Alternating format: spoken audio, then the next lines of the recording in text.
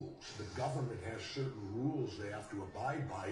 Corporate America does not have to abide by those rules, so they can be much more intrusive. And if this is all in the hands of the private sector, then we're never going to lower the tariff threat, because the second we do, the second we start sucking money out of their pockets. That's right. The higher the tariff threat, the more money they're making. And they can sell this information to anyone, so anybody could be spying on you. He says the government is outsourcing spy work to private corporations and turning weapons of war on its own citizens.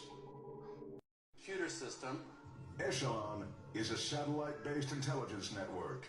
It's capable of intercepting and listening in on anyone's phone call. And mark this down in stone. Whenever government says they're going to protect you, get ready, because you're going to lose your freedom for that protection. And I personally would rather have my freedoms than the protection.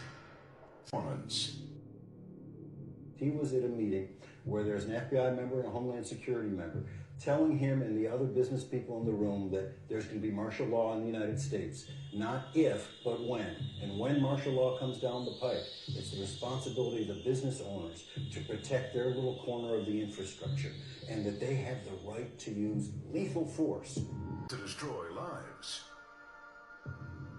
FBI Director Mueller said that they could basically tell the FBI about some disgruntled employee they might have, and the FBI will go after that person. Do we really want 32,000 business people just to be ratting out a disgruntled employee? Your house, toss that in your front yard. Yeah.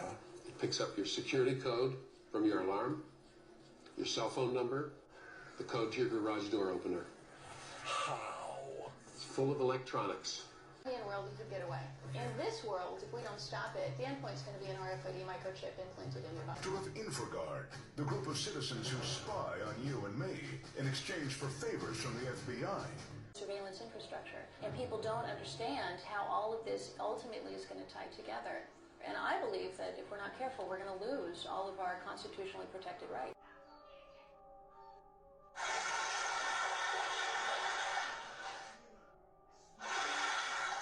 I'm speaking inside of your head.